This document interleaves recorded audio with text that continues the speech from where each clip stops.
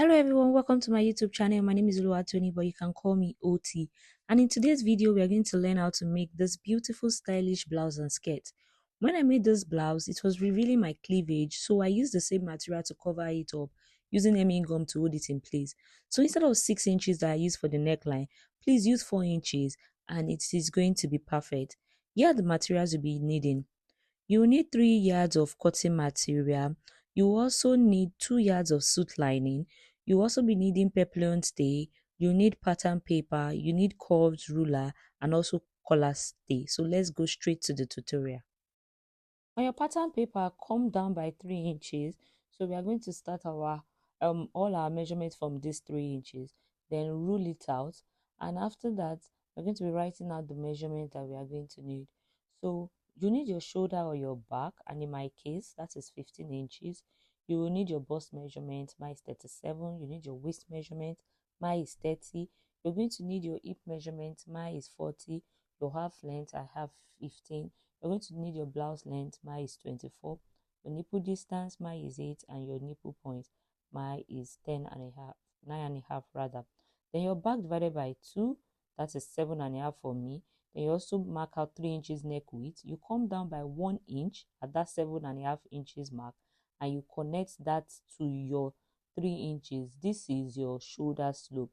Then to calculate your armhole is usually your bust divided by 6 plus 1 and a half.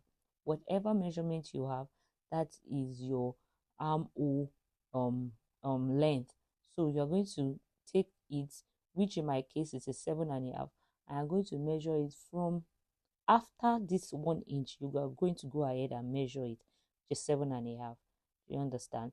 And then your back, which mine is 7 and a half, whatever your own is. So if you are a 16, that will have been 8.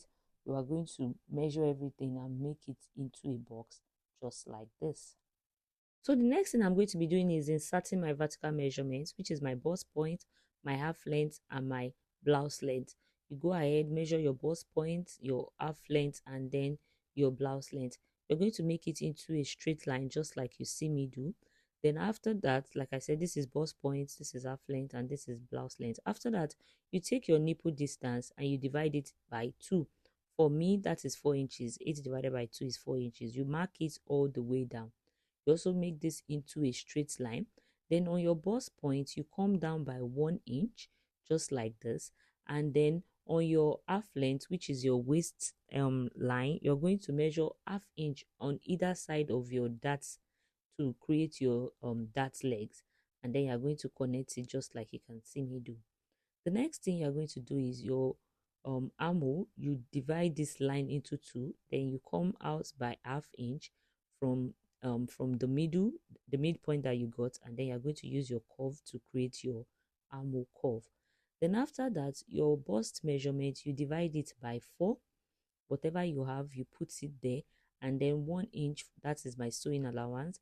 Then you're going to take your waist measurement divided by 4 also. You're going to be replacing your darts, which is 1 inch, and then you're going to be adding 1 inch for sewing allowance. Your hip measurement divided by 4. I'm adding extra 2 inches so that I'm going to exaggerate my hip side a bit, and then 1 inch for sewing allowance. And then you're going to be connecting everything together just like you can see me do. Then after that, the next thing we want to do is to create our curve at this down part of our blouse. So I came up by 2 inches, and then I am connecting it to meet my dart leg just like this. Then we are going to do our neckline. So you come up by 2 inches from your starting point. Come up by 2 inches just like this. After that, you will now take 2 inches neck width like this. From that 2 inches neck width, you are going to connect it to your armhole like this. So this is our new armhole. Then after that, the next thing you're going to do is from your starting line, you measure 3 inches, and after that, you measure another 3 inches. So this was where I said that you people should use 2 inches and 2 inches because mine was revealing.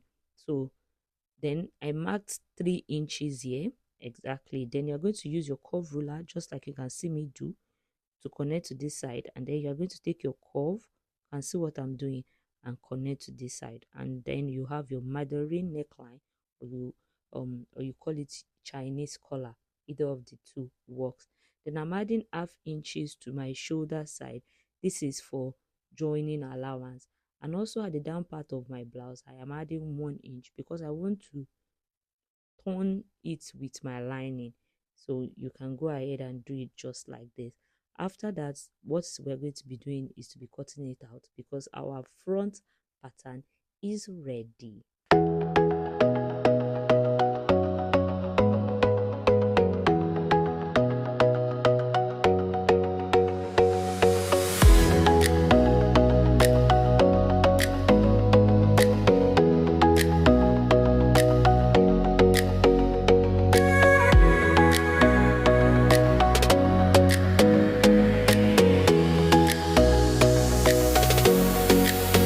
For our back also, we are going to be coming down by 3 inches, just like we did in the front.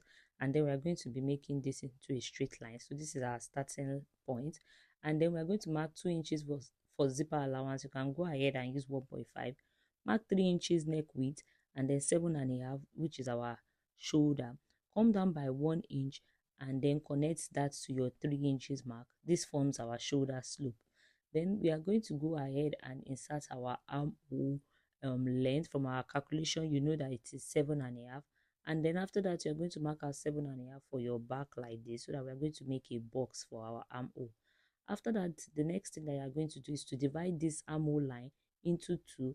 Whatever you have, your midpoint, you are just going to take your curve and curve it from that midpoint straight into the armhole box to create your armhole curve. Then we're going to put our vertical measurement, and you don't need your bust point in this place. Please ignore the bust point that I inserted. All you need is your half length, and you also need your blouse length. Your chest line is more important at the back, so make this into a straight line, just like you can see me do. Like I said, it is your chest line that it is very important for your back. You don't have a bust at the back. So the next thing that we are going to be doing is our nipple distance, which mine is 8 inches. You're going to divide it into two, which will make it 4, and then you're going to mark out that 4 inches and connect it all the way down. Then at your half length, I'm extending my chest line to this side because that is more important at the back. So from your chest line down to your blouse length, that's where you're going to mark out your um that. Then at your what's the name, half length, you mark half inch on either side, and then you're going to mark out your darts like this. So you're going to divide your bust into 4, and then you're going to add 1 inches sewing allowance. Your waist also, you divide it to 4. You had your dart 1 inch and then 1 inch sewing allowance. Your hip, you divide into 4 also.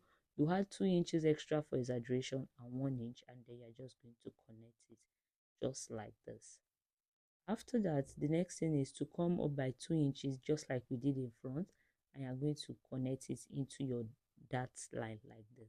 Then we are going to come up by 2 inches, just like we did in front, to create our neckline, and you mark it out. Then 2 inches for neck width, and that 2 inches neck width, you connect it into this your armhole line, and then you had half inch for joining allowance. Then you will take 1 inch for your neck depth, and then you're going to use your armhole to connect this together. So this is your neckline for the back. Then after that, what we are going to do is to avoid zipper bulge at your half length by your zipper allowance part, you come up by half inch, you come down by half inch, and then you connect it like this. And also you still remove half inch like this, and you connect it to your neck depth, and also you connect it down just like this. This is to avoid zipper bulge. And I'm adding 1 inch, which is to turn it down, and after that you just go ahead and you cut out.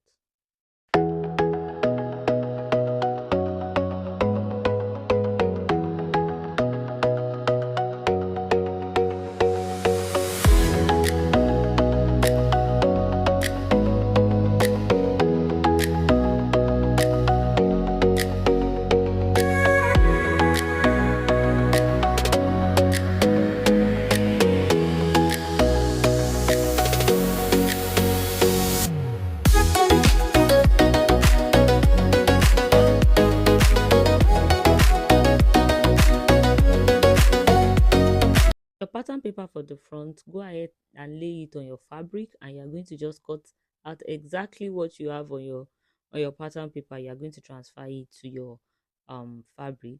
You go ahead and do the same thing for the back, and then also your lining, you go ahead and do the same. The only thing is that when you're cutting your lining, you make sure that you close this 1 inch, what's the name, you close in the 1 inch that you have at the down part. You know that is for the turning allowance. You close it so the lining does not have that 1 inch, and then you go ahead and just cut it out.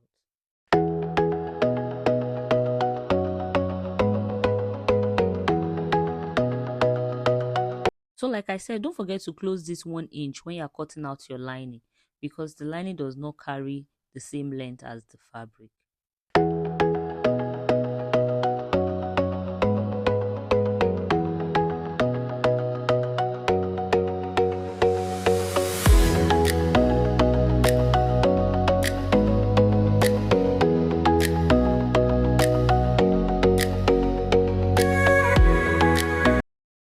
To create this slit in front, fold your cloth into two just like this and mark out about 8 inches, and then you're just going to cut it. If you don't want up to 8 inches, you can use 7, you can use 6.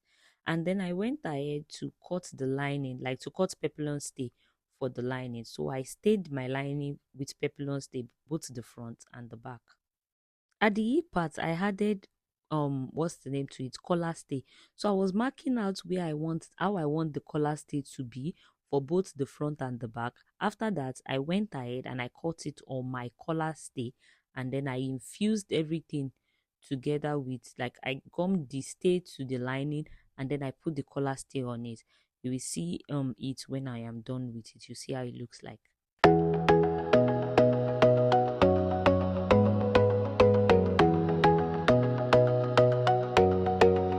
So I'm done putting the peplum stay and the collar stay, and then I transferred the dart. After that, we'll move to the skirt. I came down by ½ inch like this, and then I for the front I already marked out 2.5. That's what you can see here. So the 2.5 that I marked, that looks like the zipper allowance, is actually for the front overlap. Then I marked out. Then you remove 2 inches from your measurement. The 2 inches is because this cloth has a band. Then you measure your hip length, then you measure your skirt length, and also I added 1.5 to it for turning allowance, like to turn the down part of my skirt. So I hope you understand what I just said. So 2.5 for my front overlap is what I measured. I measured that half first. It's on that half that I placed my 2 inches band before I now took out my measurement. Then your waist divided by 4, you add 1 inch to it. Then you do your hip divided by 4, you add 1 inch to it. Then whatever you have on your hip plus allowance minus 1.5 is what I put down, and then I'm just going to connect it like this. Then you use your hip curve to connect your hip to your waist. Then I marked out my what's the name, this is my overlap allowance for the front. That's what I'm just marking out, which I said is 2.5 inches. Then the next thing that you're going to do is you're going to cut out your fabric.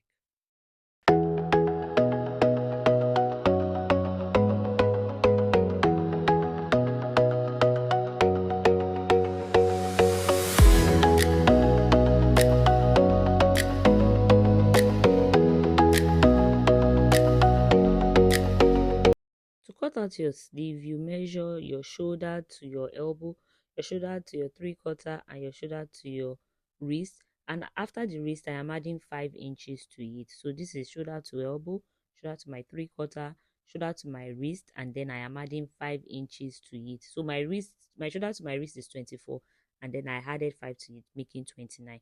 So the whole of this paper length is 29, and then I am marking everything out like this, and then you will see what I'm going to do.